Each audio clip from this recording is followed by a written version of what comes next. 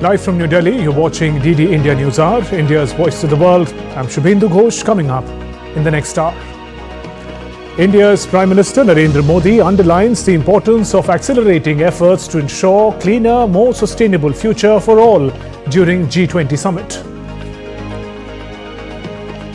India pushes for clean energy by highlighting climate action at COP29 Summit in Baku, Azerbaijan.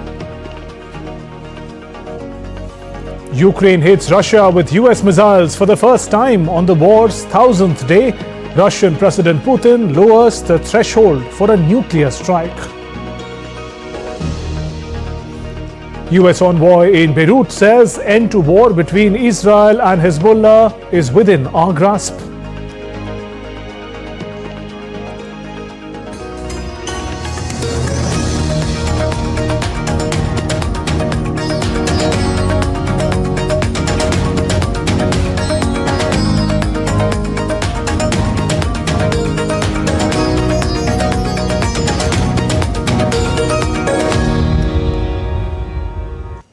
India's Prime Minister participated in the third session of G20 Brazil Summit on Sustainable Development and Energy Transition in Rio. Prime Minister underlined the importance of accelerating efforts to ensure a cleaner, more sustainable future for all, including through mainstreaming Varanasi principles on life and initiatives such as International Solar Alliance, One World, One Sun, One Grid and the Global Biofuels Alliance. Prime Minister said that Varanasi Action Plan will accelerate achievement of SDG's Sustainable Development Goals. He added that under Brazil presidency, priority accorded to implement these goals. PM Modi mentioned that over the last one decade, more than homes for 40 million people were built, and over the last 5 years, clean water supply was ensured for 120 million homes. PM added that efforts are based on traditional Indian thought, which is progressive and balanced, while he added that India is first country to fulfill the commitments under Paris Agreement. India made green transition a people's movement, and over 10 million families registered for solar rooftop program. He added that India is sharing successful experiences with friendly countries, particularly the Global South. World leaders met on the margins of the G20 Leaders Summit in Rio on the second and final day of the summit. India's Prime Minister Narendra Modi, Italian Prime Minister Giorgia Meloni, head of states of Singapore, Portugal, Norway, Spain, Mexico, along with WHO, UN, World Bank, IMF and WTO took part in the session. The leaders emphasized the power of digital public infrastructure, AI and data-driven governance in achieving sustainable development goals and transforming lives of people globally. Brazil President urged leaders at the summit to increase their targets for cutting greenhouse gas emissions that drive climate change. On the sidelines of the G20 Summit in Rio, India's Prime Minister Narendra Modi on Tuesday met Brazilian President Luiz Inácio Lula da Silva during the G20 Summit in Rio de Janeiro, took stock of the full range of bilateral ties while reaffirming India's commitment to improve cooperation in sectors like energy, biofuels, defense and agriculture. Prime Minister Modi complimented President Lula on various efforts of Brazil during their G20 presidency. The Brazilian president told Prime Minister that they've incorporated several things in their G20 which were inspired from India's presidency. President Lula da Silva added that Brazil wanted to reach the level of efficiency in organizing the summit that India had shown last year. Brazil is hosting the 19th G20 Summit. India is part of the G20 Troika along with Brazil and South Africa. Indian Prime Minister also held talks with Chilean President Gabriel Boric on the sideline of the summit. Talks focused on how to deepen relations in the area of pharmaceuticals, technology, space, along with several other areas. PM Modi said that it is pleasing to see that Ayurveda is gaining popularity in Chile. Prime Minister agreed that India's ties with Chile are getting stronger across various sectors. And Prime Minister Modi also held bilateral talks with President of Argentina, Javier Milei, on the sidelines of the summit.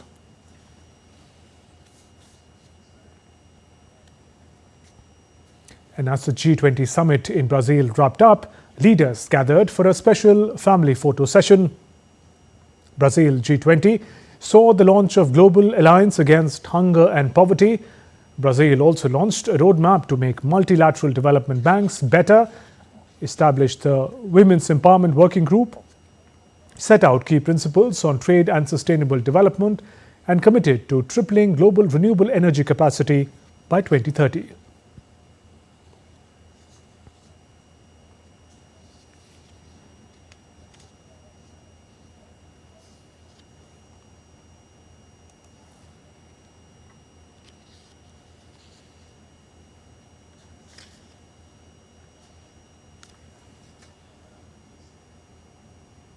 Those are visuals of a special family photo as the G20 summit concludes in Brazil. India's Prime Minister Modi held bilateral talks with the President of Chile. We're now bringing you some fresh visuals of this meeting, a warm handshake between the two leaders and delegation-level talks between Prime Minister Modi and President Boric of Chile. Indian Union Minister Kirti Vardhan Singh highlighted the issue faced by the Global South countries due to climate change as he addressed the COP29 summit in Baku, Azerbaijan. Details in our next report. The COP29 summit in Azerbaijan's Baku, India's Union Minister of State for Environment, Forest and Climate Change, Kirti Vardhan Singh, highlighted the climate action including push for clean energy taken by India. These have not dampened India's resolve and commitment to take ambitious climate actions. We achieved our 2015 NDC targets on emission intensity reduction and non-fossil based installed electricity generation capacity much earlier than 2030 and have further enhanced our ambitions in these sectors. India's renewable energy capacity has nearly tripled from its 2014 levels, and we are on course to achieve the 500 gigawatt target by 2030. In his opening remarks at the G20, Indian Prime Minister Narendra Modi highlighted India's strides in sustainable agriculture. He said that the country has developed 2,000 climate-resilient crop varieties. G20 leaders' push for sustainable development and the transition to cleaner energy became the focus of the COP summit. The G20 has now issued its leaders' communique, and we are grateful for the support they have pledged for the COP29 presidency. We appreciate the signal that they have sent of their intention to accelerate the reform of the international financial architecture. We thank them for their support for a successful NCQG outcome in Baku. We now need to translate political will into practical work. Rich nations are being urged to significantly raise their pledge of $100 billion a year in financing for poorer countries. But disagreements remain over how much the deal should entail and what types of financing should be included. Armed with a guitar and placards, members of the African Climate Justice Alliance demanded aid for countries battling extreme weather events. Bureau Report, DD India.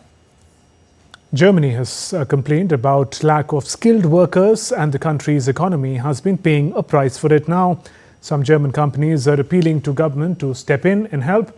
Lars Holter is with DW and joins me from Berlin. Lars, what are you hearing about this latest initiative? Problems filling skilled and specialized jobs. Much of it has to do with the country's demographics. Over the past few years and also for the next couple of years, we will have the so-called baby boomer generation retire. That's a massive part of the German workforce, and there are not enough young people coming after to fill those jobs. So we've been having problems in all kinds of business sectors. It takes longer to build homes. It's hard to find plumbers and electricians. There are not enough nurses and people working in care, and yes, in the high-tech field, there's so much unfilled demand for skilled workers that it's been slowing down progress. Now, the Association of German Startups says that the government should cut bureaucracy and lower hurdles for immigrants, make it not only more attractive for people from abroad to come and work in Germany, but make it easier and faster.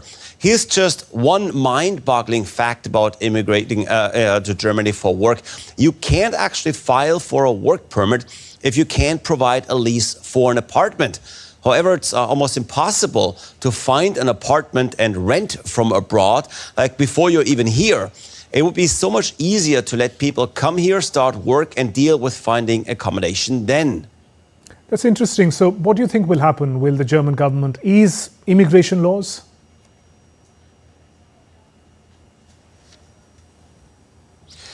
Well, that's the sad part. Right now, we're in a bit of a crisis with the three-coalition government in disarray, and we're heading into elections early next year. So for now, it seems no one is going to do anything, and then everything takes a while here. Once we have a new government, we'll see what the priorities are. But one thing is certain, we've known, and I mean politicians have known, about the lack of skilled workers in Germany for a long time. So it should definitely be something they'll be working on quickly, especially since there are some ideas out there that would be rather easy to put in place, including digitalizing the immigration effort. Then again, even that isn't really easy in Germany, where generally digitalization hasn't gone as far as one would like. But the pressure is certainly there, and it doesn't come just from outside groups. As a matter of fact, the economy ministry has just put out a report stating that more needs to be done to attract workers from abroad, including actively recruiting in other countries. So I guess the political will is there. It's just unclear how fast the government can act on it. Lars Holter, thank you for those updates. Still to come on D-Day India News Hour. India's Prime Minister is set to embark on a historic visit to Guyana from November 19th to 21st. King of Spain visits Chiva, the epicenter of floods in the country. Surveillance camera capture a wild Siberian tiger in China.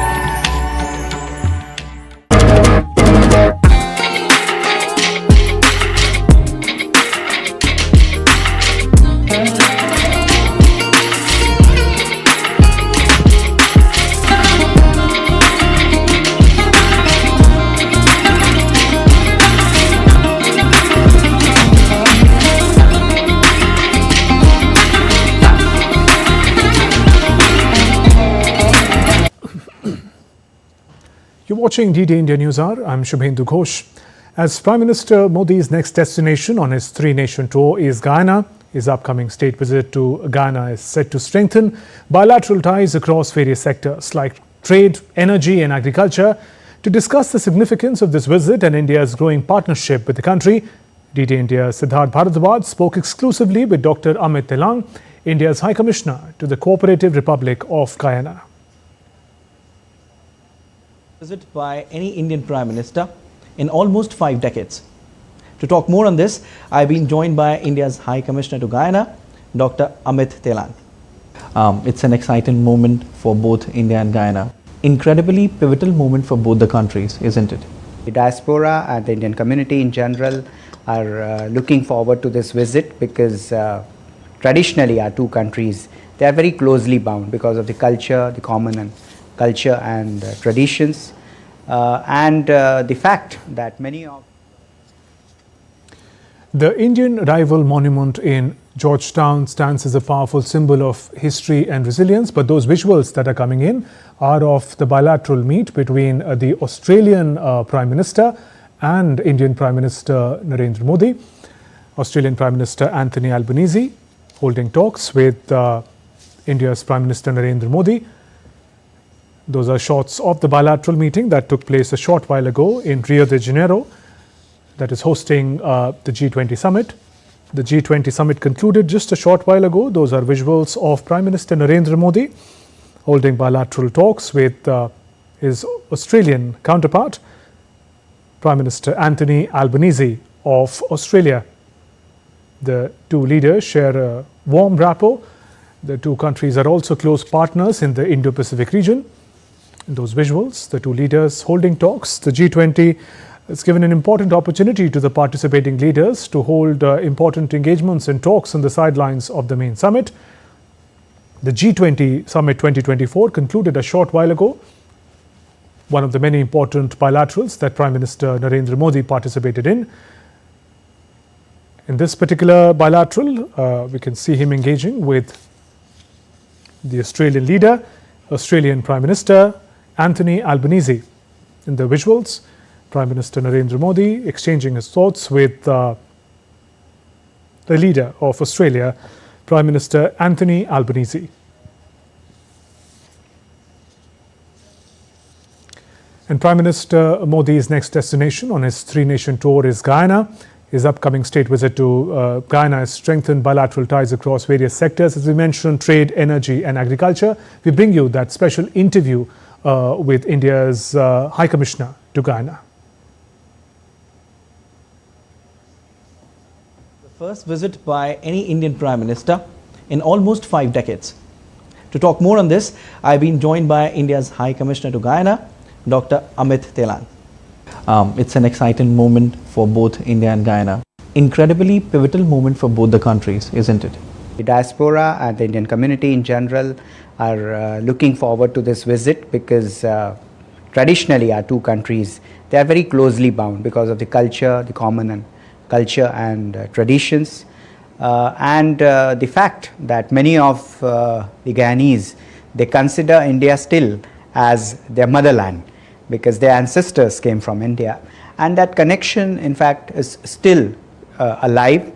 They look at India, and especially in the recent years, considering the profile of Honorable Prime Minister Modi and what he has done, his global profile, everyone is excited. What do you have to say about diaspora's role, in bridging the gap between both the countries? Since 2019, when the actual exploration and the oil extraction started in Guyana, today Guyana is one of the major producers of crude, and in the coming years probably the production is going to increase even more than that. And on the other hand, there is India or Bharat, for example, because we are also one of the fastest growing major economies.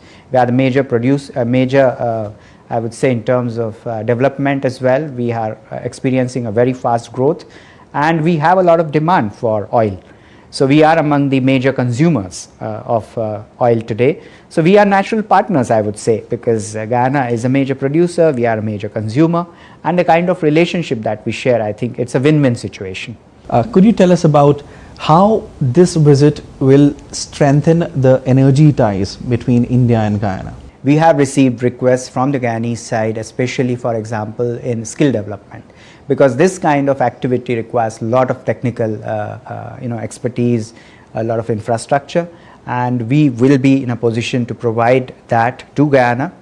Even if we talk about, say, petroleum engineering and exploration and many of the allied areas, we can work in that area. So I think MOU of course is very much on the anvil, but I can also say that the cooperation has been ongoing.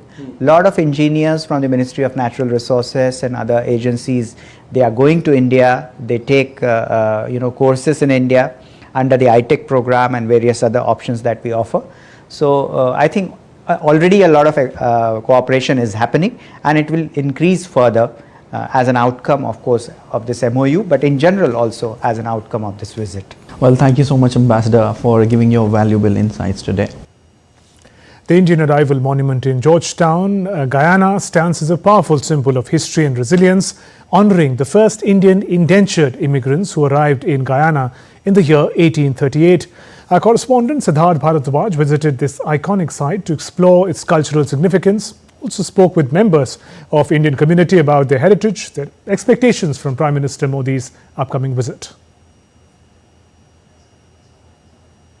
Share strong cultural ties. In fact, 40% of the total population in Guyana comprise of Indians. I am at a historic monument right now, which marks the arrival of Indians to Guyana. And now their descendants form strong social and cultural fabric here. And this is happening for the first time that any Indian Prime Minister is coming to Guyana for over half a century. I have some members from the Indian community here. Let's talk to them and let's ask them how excited are they. I'm very excited like every other Guyanese because for us, he's an icon, he's a role model. And I remember one time I was in Bangalore and had the opportunity to he was at the Pravasi event and he said, and as a statement he made, it still resonates with me. And he said that despite Indians are across the world, their hearts beats for India. And for me, that's a very deep and a very profound statement. And for me, that is what makes it even more exciting that after so many years, Narendra Modi, who has really distinguished himself as a world leader, has won the admiration of many young people, especially. We followed his work, especially with the entire Ayodhya temple, the transformation that is going on in India. And of course, for us here, we're just excited to see what it brings for Guyana. Already Guyana and India has an excellent working relationship. Like I would always say that we are part of the DNA, you understand? We cannot separate India from Guyana because we are the descendants. We breed, we think, we live the culture experience of India. So for such an iconic leader to visit us here, it's really and truly a testimony to the great relationship that exists between Guyana and India. We are expecting a lot from Modi ji. He has visited Guyana here before, and when he was in the Parliament of India a few years ago, he's got very good friends also here.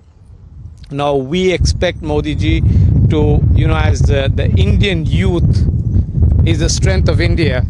We want a lot of collaboration with the youth from Guyana and India, and we want to help, we want Modi ji to help Guyanese to get an excellent, broadband satellite network, so they can, it's very affordable for people to get on to the drive of digitalization, like what India has done. The Indian community here in Guyana is very much excited, as Prime Minister Narendra Modi is all set to visit Guyana. They say that Prime Minister Narendra Modi's visit will certainly strengthen the bilateral ties between both the countries, and they also say that they expect a lot with Prime Minister visit. With camera person Saurabh and Senthil, this is Prasar Bharati reporting with DD India in Guyana. India's Prime Minister Modi is set to embark on a historic visit to Guyana from November 19th to 21st, the first by an Indian PM in over 5 decades. DD India's Prasar Bharati tells us why it's important. Prime Minister Narendra Modi is all set to embark on a historic state visit to Guyana from 19th to 21st of November at the invitation of Guyana's President, Dr. Mohamed Irfan Ali. This is the first visit by an Indian Prime Minister in over 5 decades. On the agenda are several key moments, beginning with the delegation level talk between Prime Minister Narendra Modi and President Irfan Ali, where both the leaders are expected to talk on a wide range of topics from defense to trade to education to energy, among others. President Irfan Ali visited India in 2023 and participated in the 17th Prasar Bharati Divas, where he was also awarded Prasar Bharati Samman, and he's keen to strengthen ties with India. One highlight of the visit is Prime Minister Narendra Modi's address to Guyanese Parliament, a gesture which underscores India's commitment to democracy and strengthening people-to-people ties. Prime Minister Narendra Modi will also be meeting the vibrant Indian diaspora who contributes to the diverse social fabric of Guyana. The visit also features the second India CARICOM Summit, where Prime Minister Narendra Modi will be meeting the CARICOM member nations. Prime Minister Narendra Modi will also pay floral tribute to the statue of Father of the Nation Mahatma Gandhi, and he will also be meeting some prominent personalities from the Caribbean. All in all, this will be a significant visit by the Indian Prime Minister, which is poised to reinforce the strong foundation of India-Guyana relations and will also expand India's presence in Caribbean. With camera person Senthil, this is Siddharth Bharadwaj reporting for DD India in Georgetown, Guyana. Guyana hopes to expand its cooperation with India into newer areas such as energy, food security, technology and military hardware. In an exclusive interview with DD India, Ramesh Ramachandran, Guyana's President Dr. Mohammad Irfan Ali says he has personally witnessed the transformation of India under leadership of Prime Minister Modi.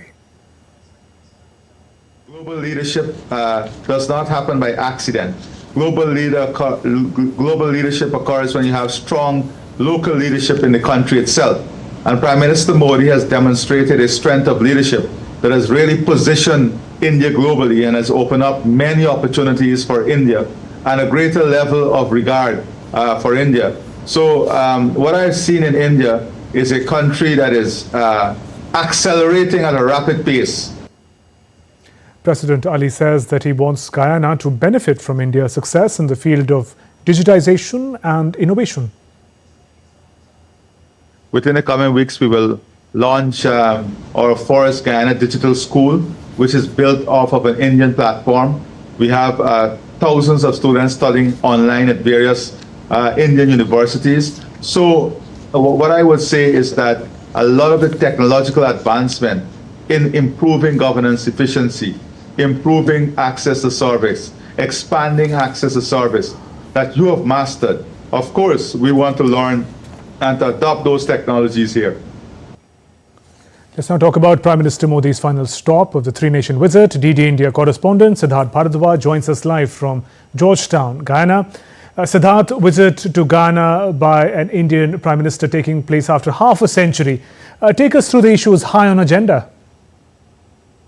Hi, Shubhendu. Definitely. First of all, I would like to say that this is certainly a very, very important visit by the Indian Prime Minister to Guyana. And there are several reasons attached to it. Number one is the very fact that any Indian Prime Minister is visiting Guyana after over 5 decades, and we have to acknowledge the fact that it is under Prime Minister Narendra Modi that the relations between India and Guyana are developing with rapid pace under his leadership. And second is the fact that Guyana is a home to large diaspora population. Around 40% of the total population here in Guyana comprise of Indians. Indians have over 180 plus years of presence here in Guyana. Apart from the very fact that both Prime Minister Narendra Modi and President Mohammad Irfan Ali, will be having delegation level talks. That is one thing on the agenda of Prime Minister Narendra Modi's visit. Both leaders will have a wide range of discussions on areas like trade, investment, agriculture, defense, education. Remember when Guyana's President Dr. Irfan Ali visited India in 2023 in the 17th Prasar Bharati Divas. Then he also met Narendra Modi there, and both leaders had a wide range of discussions on areas like defense, infrastructure, energy, and similar discussions are likely to take place here as well. Apart from other discussions, a delegation level talk, like I said, will take place between both the leaders. Right. And this visit is coming at a time, Shubhendu, when Guyana is witnessing a transformative growth when it comes to economy, thanks to its booming oil sector. India certainly, want to partner with Guyana, in its transformative phase. Apart from that, the trade between both the countries, Shubhendu, if I tell you, then it has boomed, especially if I give you some stats of 2021-22, then the trade between both the countries was around $223.36 million. Okay. And after that, the trade just got a boom, and it's likely to, get a boom in near future as well. So all in all, it's a significant visit by the Indian Prime Minister, which will certainly strengthen the bilateral ties between both the countries. And apart from that, he will also be, definitely, Shubhendu. Right. I would also like to mention one point here, Shubhendu, that there will be a second India CARICOM Summit, which will take place, which is very important, and it will certainly expand India's presence in Caribbean, where Prime Minister Narendra Modi will be meeting, CARICOM members. He also met CARICOM members on the sidelines of UNGA in New York, and this time around as well. He will be meeting, CARICOM members, and both India and CARICOM will strengthen their ties in various areas, including pharmaceuticals, Siddharth, if you can tell us a little more about the CARICOM grouping and India's engagement with this grouping in Guyana during Prime Minister's visit. Definitely. I was just mentioning that, Shubhendu. I was telling you about the importance of India CARICOM Summit, and this is the second India CARICOM Summit and first India CARICOM Summit, which is happening in the CARICOM nation, which is Guyana. Guyana is poised to be to become a breadbasket of Caribbean, and it is also trying really hard to bring down the food import bill of Caribbean region by 25% by 2025, and India in fact is helping Guyana in doing that. In fact, India sent some millet seeds to Guyana, Shubhendu, very interestingly, and and Guyana really appreciated it. Definitely, and on the other hand, like I was just mentioning, that Prime Minister Narendra Modi also met CARICOM leaders on the sidelines of UNGA in New York, and this is the second India CARICOM Summit, which will be very important, very crucial for both India and CARICOM, because one thing is very interesting to note here, that both the countries are moving towards the sustainable development. Important meeting there. Also, now we go across again to Rio de Janeiro. These are statements by Australian and Indian leaders this is a after the bilateral meeting. milestone in our cooperation. Our new partnership will boost two-way investment in renewable energy projects like solar PV manufacturing, battery mineral processing, green hydrogen and green iron, build the future renewable energy workforce, including through skills and training, and ultimately unlock economic opportunities to support the net zero transition. One of the key early projects under the partnership is the establishment next year of the India-Australia Rooftop Solar Academy. Australia will partner with India's Skill Council for Green Jobs and the private sector to train 2,000 young Indian technicians on solar PV. We will bring our expertise in training, curriculum development and our extensive experience on rooftop solar, where we are the largest producer per capita of rooftop solar in the world. The Academy aligns with India's own initiative to install rooftop solar for 10 million households over just the next few years. This is a great example of practical cooperation between our two countries to develop the skills for the renewables workforce of the future. Australia's relationship with India is also vital to regional security and stability. I've agreed with Prime Minister Modi that Australia and India will renew and enhance our joint declaration on defence and security cooperation next year, reflecting the growing maturity of defence and security ties between our two countries since the initial declaration was made in 2009.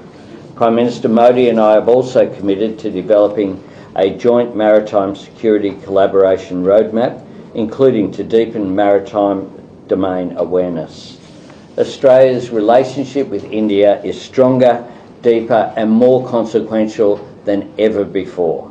We're approaching the 5th anniversary of our comprehensive strategic partnership, and I know that both Prime Minister Modi and I place tremendous value on continuing to deepen the ties between our two great nations. I look forward to doing this through the measures that we've announced today and through the friendship and goodwill that exists between our people. Thank you. Thank you. Thank you, Prime Minister.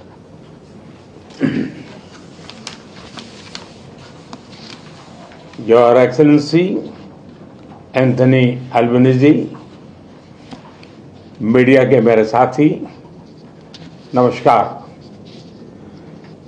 आज भारत और Australia की दूसरी annual summit की बहुत ही सार्थक meeting संपन्न हुई है। पिछले 2 वर्षों में मेरे मित्र एल्बनीज़ी के साथ यह 11वीं मुलाकात थी।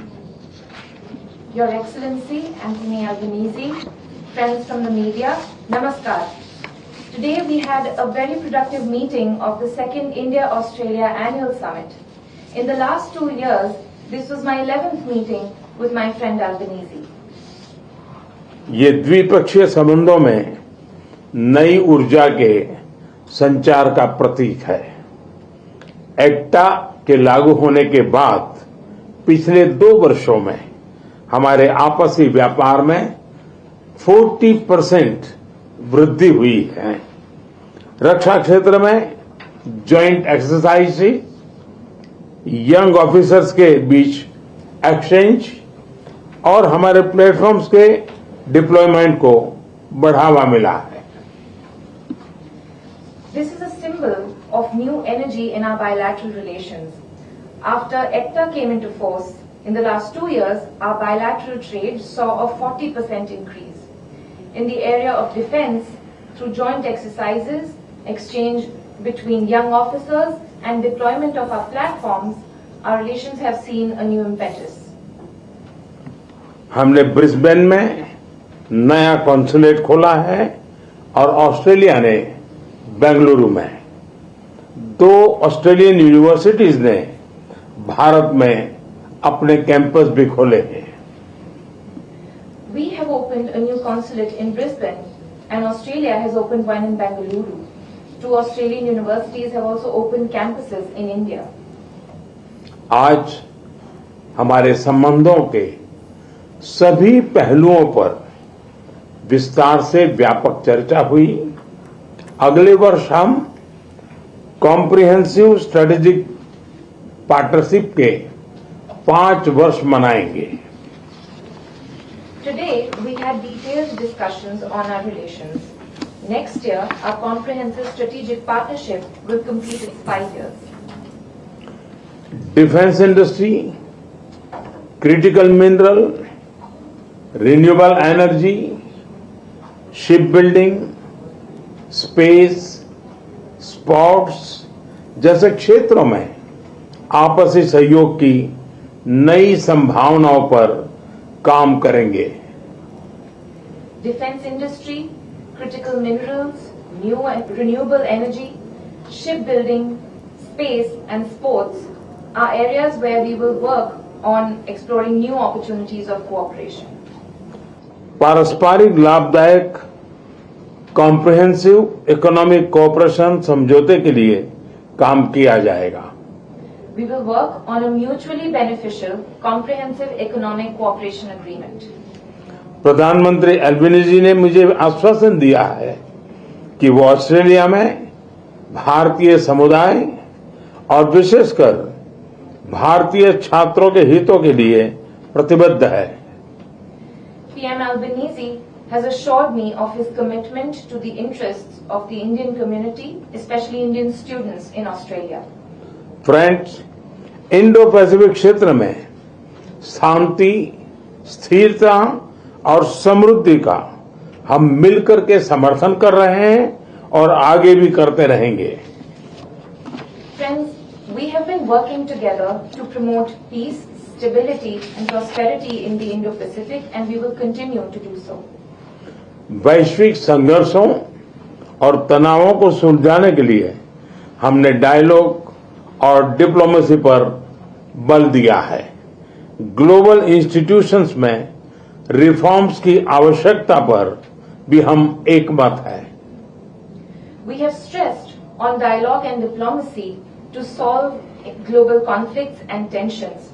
We also agree on the need to reform international institutions. अगले वर्ष भारत में होने वाली क्वाड समिट के लिए प्रधानमंत्री एल्बनीज़ी ने हमारा निमंत्रण स्वीकार किया। Next year, India will host the Quad Summit and Prime Minister Albanese has accepted our invitation. मुझे पूरा विश्वास है कि आने वाले समय में भारत और ऑस्ट्रेलिया की साझेदारी नई ऊंचाई छुएगी और force for the global good बनेगी। Thank you. I am certain that the India-Australia partnership will touch new heights in the coming years and will be a force for global good. Thank you. Thank you, Excellency. Thank you. Thanks a lot. Thank you, Prime Minister. Thank you.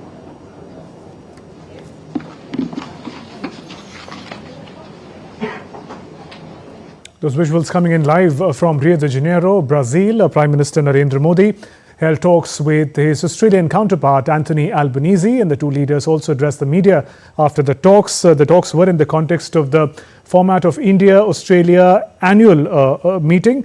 First, Prime Minister Albanese spoke about the cooperation between India and Australia in the domain of green energy and green development. Rooftop solar panels is the focus. The manner in which the new generation of youth can be trained in the technology is what Prime Minister Albanese spoke about. Some 10 million households are likely to benefit from this cooperation between the two countries. Also, joint maritime security is the focus, the two leaders mentioned. Prime Minister Modi, in his part of the address, spoke about how the cooperation and the engagement between India and Australia is getting deeper. The countries are opening new consulate in one another's cities.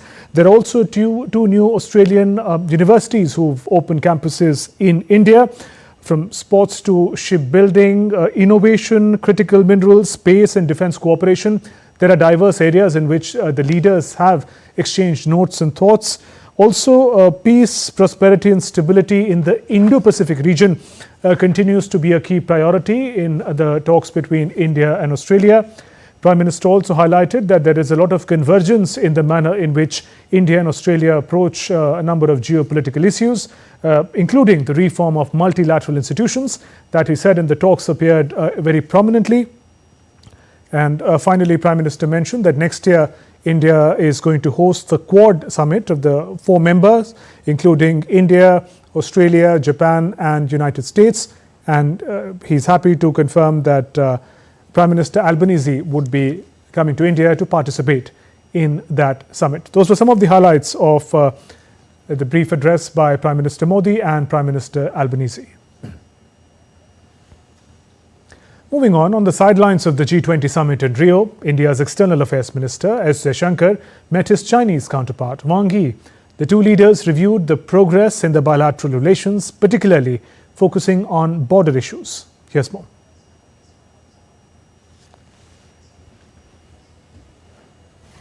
On the sidelines of the G20 Summit in Rio, India's External Affairs Minister Dr. S. Jaishankar met his Chinese counterpart Wang Yi.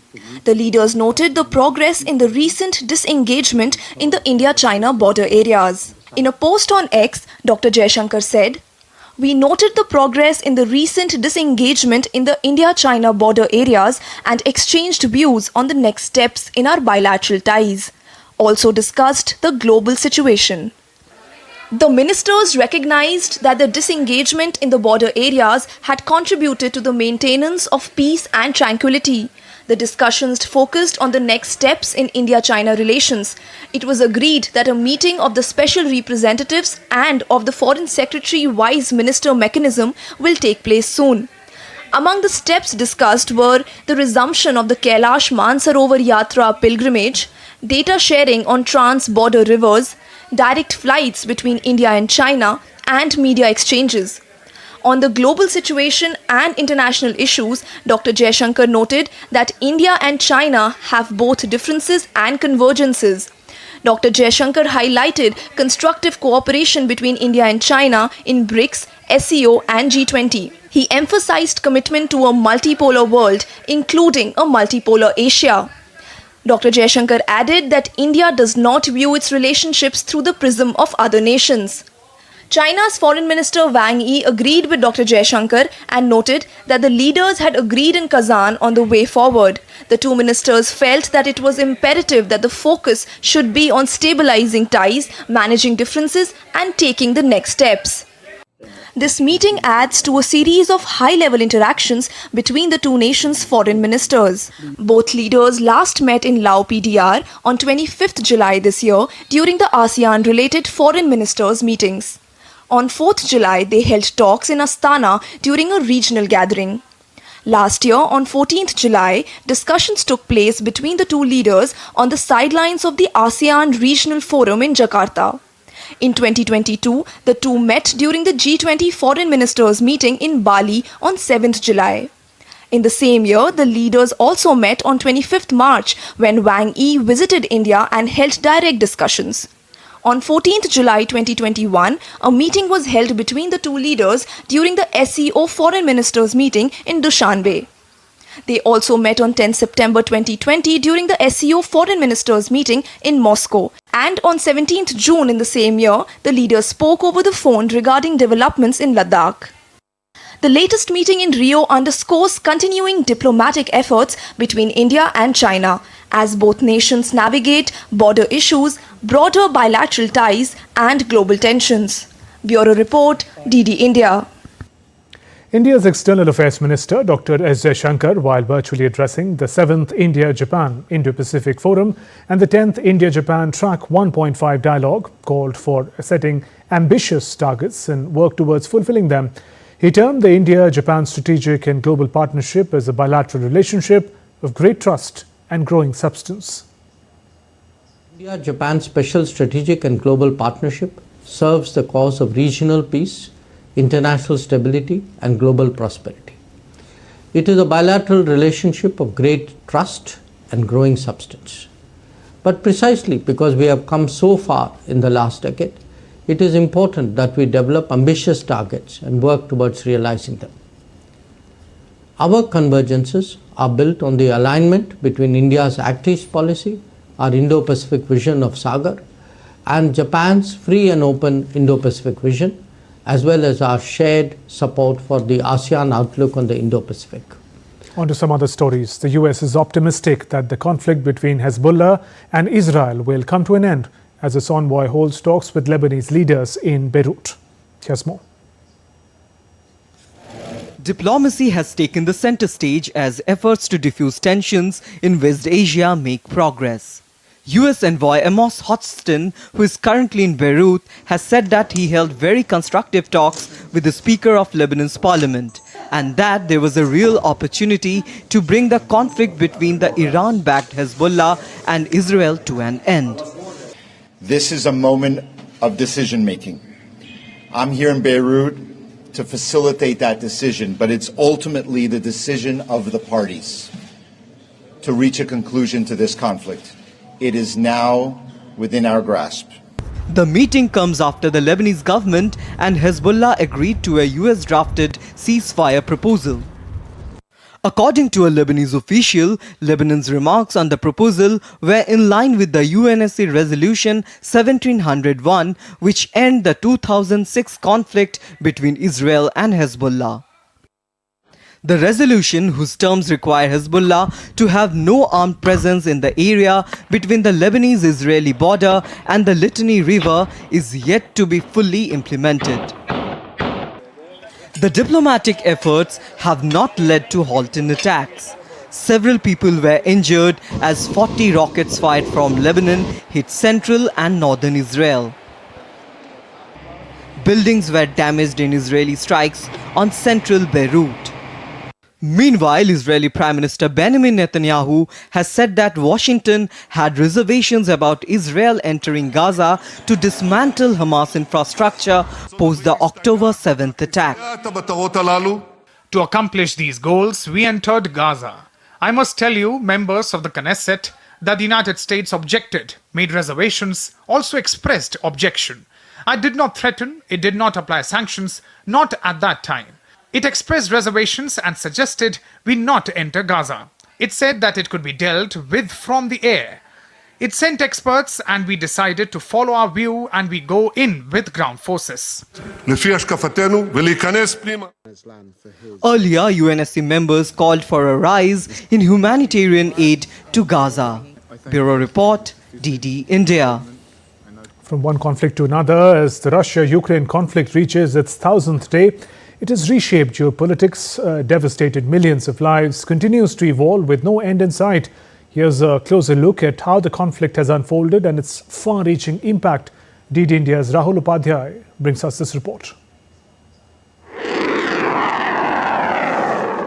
On 24th of February 2022, the world watched as Russian forces launched a special military operation in Ukraine. while Ukraine and its allies labelled it an unprovoked act of war. The ongoing conflict between Russia-Ukraine marks its 1,000th day. So far, infantry operations have taken center stage, highlighting their indispensable nature. From hand-to-hand combat in urban zones like Donetsk to larger merchandised assaults in Kursk, both sides are vying for supremacy. Even foreign involvement highlights this importance. As Ukrainian President Volodymyr Zelensky said, the number of North Korean troops stationed inside Russia could grow to 100,000. Putin has brought 11,000 North Korean troops to Ukraine's borders. This contingent may grow to 100,000. While some European leaders think about, some elections or something like this at Ukraine's expense, Putin is focused on winning this war. He will not stop on his own. Russian President Vladimir Putin signed a treaty into law this month on strategic partnership with North Korea, which includes a mutual defense provision. NATO Secretary General Mark Rutte stressed that Ukraine will need more aid and more money in order to prevail over Russia, as he arrived for a foreign affairs and defense meeting with members of the European Union in Brussels. Today marks 1,000 days of the full Russian onslaught, the unprovoked full Russian onslaught on Ukraine. So today we'll discuss how we can help Ukraine to prevail. That means more aid, more money, and we have to make available to them, particularly now that the North Koreans have come on board. After Biden's key approval, Ukraine reportedly launched an attack on Russia's Bryansk region overnight using 6 US-made long-range missiles. The report stated that Russian air defense systems intercepted 5 of the missiles and damaged 1. According to the ministry, the attack resulted in no casualties or damage. Amidst the ongoing military action, 12 people, including a child, were killed in a Russian drone attack on Ukraine's northeast Sumy region. In another incident, Russia's Ministry of Defense stated that its forces had taken control of the village of Novoletsyivka in eastern Ukraine's Donetsk region. As the conflict stretches into its 1,000th day, it has evolved beyond territorial disputes and political differences. It has become a testament to endurance, hope, and the will to rebuild. These visuals serve as a tribute to those who have lost so much yet to continue to hold on to something even greater, the strength to survive and the courage to believe in a better future. Rahul Upadhyay's report for DD India. That's all for this edition of DD India News Hour. Let us know your thoughts on the news of the day. For those on the go, you can get all the latest news and updates from India and across the world on DD India mobile app. This app is available on both Android and iOS platforms. Scan this QR code on your screens to download now. We'll be back with more news as it breaks here on DD India. I'm Shubhendu Ghosh from all of us here in Delhi. Thanks for watching DD India News Hour. Namaskar.